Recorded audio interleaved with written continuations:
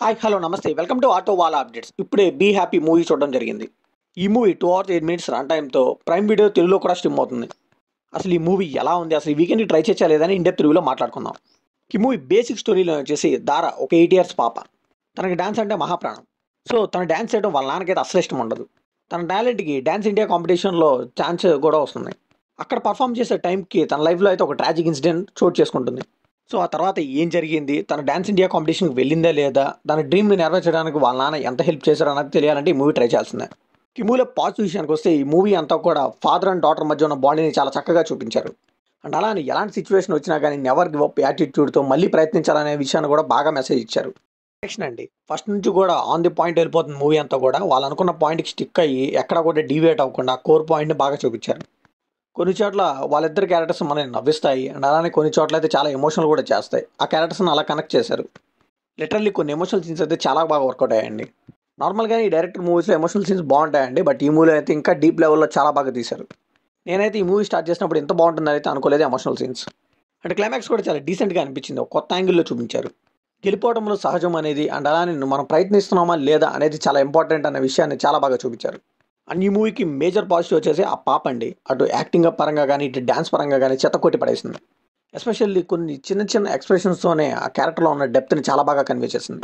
So మధ్యలో అభిషేక్ బచ్చన్ గారు and అలానే ఆ పాప ఇద్దరు కలిపి ఒక సాంగ్ ఉంటుందండి. ఆ సాంగ్లో డ్యాన్స్ కానీ మ్యూజిక్ కానీ ఆ కాన్సెప్ట్ కానీ టూ గుడ్గా ఉంది. సినిమాటోగ్రఫీ కూడా మూవీ మూడ్కి చాలా సెట్ అవుతూ అండ్ అలానే ఫాదర్ అండ్ డాటర్ బాండ్ని అలా చూపించుకుంటూ తీసుకెళ్లారండి.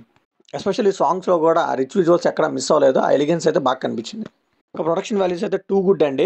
ప్రతి రూపాయి కూడా మనకైతే స్క్రీన్ మీద కనిపిస్తుంది. బీజిఎం కూడా డీసెంట్గా అనిపించింది. కిమ్యూలో నెగిటివ్ విషయానికి వస్తే స్టోరీ లేనండి చాలా అంటే చాలా థిన్గా ఉంటుంది. అలానే ఒక రొటీన్ డాన్స్ బేస్డ్ మీద మూవీస్ వస్తాయి కదా, అలానే వెళ్ళిపోతుంది మూవీ అంతా కూడా. సో మీకు ఆల్రెడీ ఏబిసిడి మూవీ చూసే ఉంటారు కదా, ఆ డైరెక్టరే ఈ మూవీని కూడా తీశారు. బేసిక్గా ఈయన కొరియోగ్రాఫర్, బట్ ఎందుకో తెలియదు ఈయన తీసిన ప్రతి మూవీలో కూడా ఈ డాన్స్ అనే ఎలిమెంట్ అయితే ఎన్కార్పొరేట్ చేస్తూ ఉంటారు. అండ్ ఒక సోషల్ మెసేజ్ని కూడా తీసుకుంటారు, దాన్ని కూడా చక్కగానే చూపిస్తారు. అండ్ ఈ మూవీలో ఇంకొక మైనస్ వచ్చేసి ఎడిటింగ్ అండి. కొన్ని ఎమోషనల్ సీన్స్ చాలా బాగా వర్కౌట్ అవుతున్నాయి కదా, జనాలు ఆడియన్స్ బాగా చూస్తున్నారు కదా అనిపించే టైంకి ఆ సీన్ సడన్గా కట్ చేసి నెక్స్ట్ సీన్కి వెళ్ళిపోతారు. ఎందుకో నాకైతే అర్థం కాలేదు. అక్కడ కొద్దిగా పాజిటివ్ ఉంటే బాగుండేది కదా, ఇంకొద్దిగా ఫీల్ అయ్యేవాళ్ళు, ఇంపాక్ట్ ఇంకొద్దిగా బాగుండేది అనిపించింది. And same thing Abhishek Bachchan గారు ఏడ్ చేసిన ఒకటి ఉంటుందండి, అదైతే కరెక్ట్గా ల్యాండ్ అయ్యి ఉంటే మాత్రం మూవీ నెక్స్ట్ లెవెల్కి వెళ్ళిపోయేది.